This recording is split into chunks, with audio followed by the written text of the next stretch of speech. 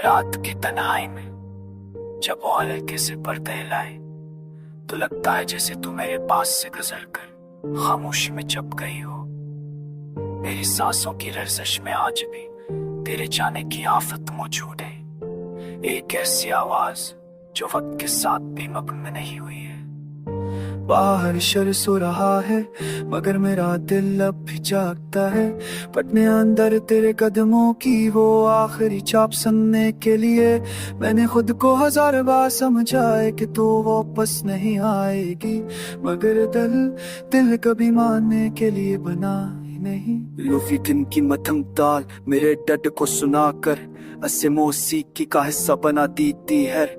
Europe की गूंज में तेरी हंसी का साया भी डरता है, जैसे कोई याद मेरे दिल की दीवारों से टकरा कर आहिस्ता आहिस्ता पकड़ रही हो। तो कहती थी कि मेरा होना तेरे लिए सब कुछ है, मगर शायद सब कुछ वक्त के साथ बदल जाता है।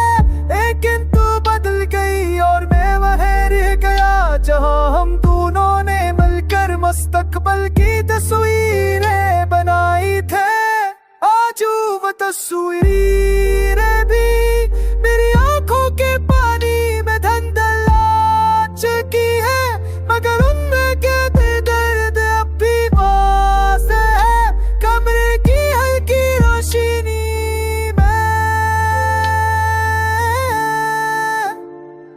अपने हाथों को देखता हूँ, ये वही हाथ है जो कभी तेरे लबों से जिंदा हो जाते थे।